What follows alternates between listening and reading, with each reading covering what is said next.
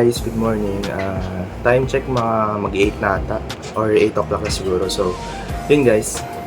Kita nyo naman sa latest post ko sa Facebook page natin is binenta natin yung NMAX. So, yun. Today is a day na magtitingin tayo ng ipapalit natin. Siguro, ang gagawin muna natin is titingin tayo sa Yamaha. Yun, may titingin lang tayo tapos Honda. And siguro sa Suzuki din, try natin kung meron. So yun guys, titingin lang tayo muna. Then pag may nagustuhan natin is yun, bibili na natin. So, excuse me guys, yan. Nakabihis na ako and nakaayos na. So update ko na lang kayo guys if anong mangyayari mamaya, kung ano yung pipili natin na motor and kung ano yung price and kung saan tayo pupunta. And yun guys, so update ko na lang kayo din. Bye bye. So yun guys, nandito tayo ngayon sa Yamaha. Titingin tayong motor and may mga NMAX. And ito yung isa sa pinagpipilian ko, XSR 155. Ganda din. Tapos yung ayan, iba NMAX, yan dati NMAX. Tapos Aerox.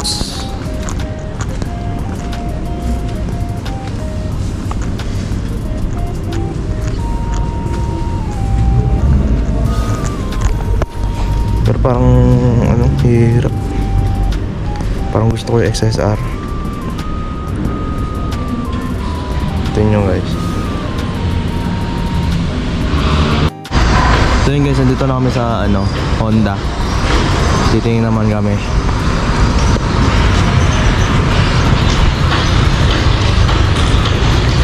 Ang titingnan ko is yung ADB.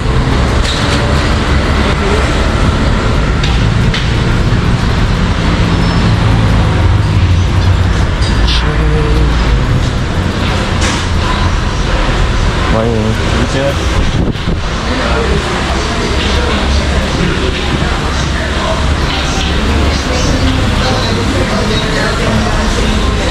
Pagkatang sa ADB 160.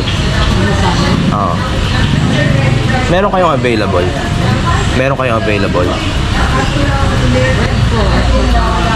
Black meron. Pwede pong makita yung unit.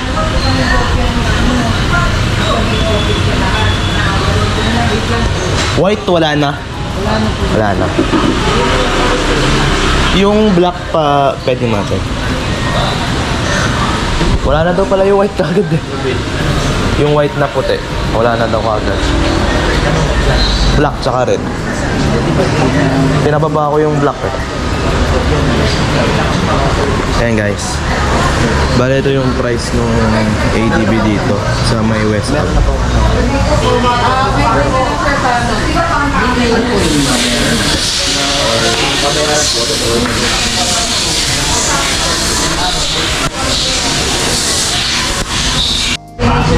So ayan, ito guys yung ADB natin. Siguro ito na yung pipiliin natin.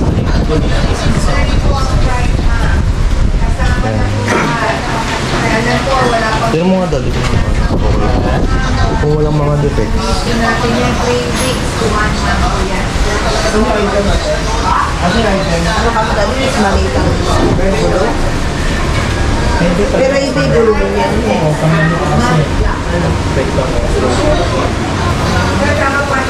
So yun guys, ADB na siguro. So ano ma? Ayan, pabayada. Wait lang. May gagawin ako. Wait lang. Ayaw kasi po. So yun guys, ADB na lang. ADB na talaga tayo. Ay ito mo. Ano po? Bibilin. Cash. Bakit po wala pa po PF? Okay lang. Bali kukunin na lang dito nun, no? Hindi po, kami na po lahat po nag-asikaso. ORCR na lang po. ORCR na lang. Pero ORCR natin kasi pag walang PNP clearance, more or less Di one ma- month po. Oo. Agad. Kasi kapag may PNP clearance, mga 2 weeks po. Yung clearance na yun, gano'ng katagal kaya maano yun? Mga ano po, mga 1 to 2 weeks po kasi. 1 to 2 weeks. Kasama na yun sa 1 month. Ah, sige.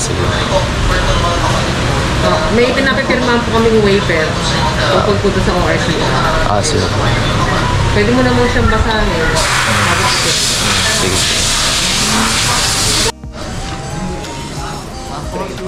Sir, alam mo yung dito? Ah, nataas ko na kanina. Ganun din sir ha. Tapos, yung bulsa, pagka bubuksan sir ha, pindot lang. Okay. Cellphone charger, dito na rin nakalagay sir ha. Ah, may ano na? USB ready na yan. Record na natin namin. Gas na lang yun ma'am. Tapos dito, mag-iwan na importanteng gamit sir kasi hindi naman nalalaki. So, what's up guys? Nakuha na natin yung motor, naayos na lahat ng mga papeles. And yan guys, ADV. And yung mother ko and father ko, thank you sa kanila. Kasi ito yung may binibili ako, lagi nila ako sinasamahan.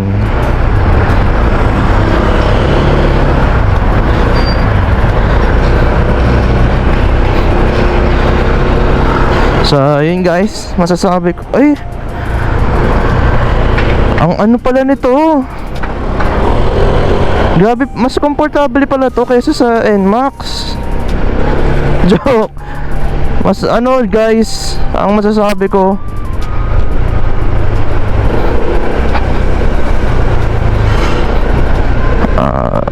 wait lang guys.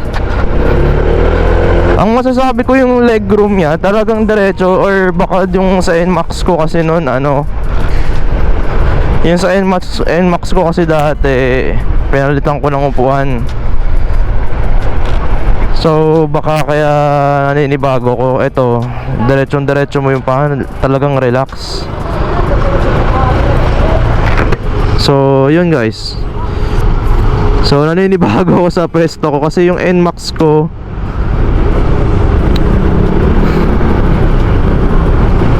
yung NMAX ko, komportable talaga ako dun eh. Syempre nasanay ako ilang years eh, so mag-a-adjust ako dito. Pero overall maganda. Ramdam ko yung pagka-comfort niya. And yung upuan niya guys, merong ano sa likod, parang may nasasandalan ako. Hindi katulad ng stock ng NMAX, kaya pinalitan ko eh kasi dumudulas ako. Dito makaka-relax ka gaano. So yun. And yung power niya, mas malakas siya unti kesa sa NMAX.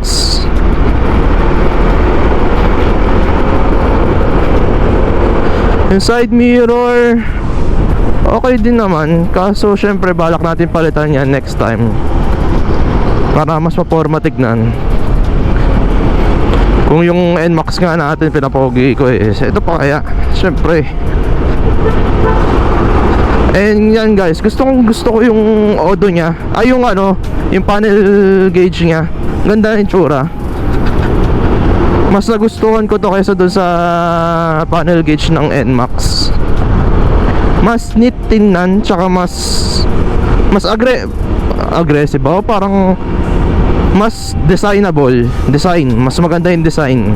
Yun yung masasabi ko. Eh yun guys, pauwi na kami. So yun lang naman yung isa na namang achievement and masayang araw, dahil nakabili tayo ng dream scooter ko, which is ito. Syempre dream ko din naman yung NMAX nun, pero mas gusto ko talaga tong ADV. Maganda yung pagkakadesign niya. And simple lang. Although maganda din naman yung NMAX ko, kaso wala.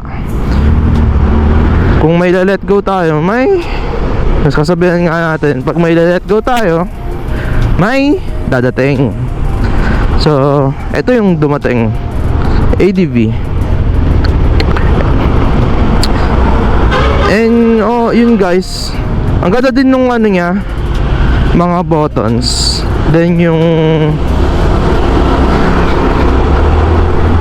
handle niya okay din naman, pero parang mas comfortable yung handle kasi compare sa NMAX, mas comfortable, mas relax yung sa kamay mo. Dito kasi parang mahaba eh, parang medyo diretso na siya din. So yun, isa din yun sa big factor ko na kailangan mag-a-adjust pa ako.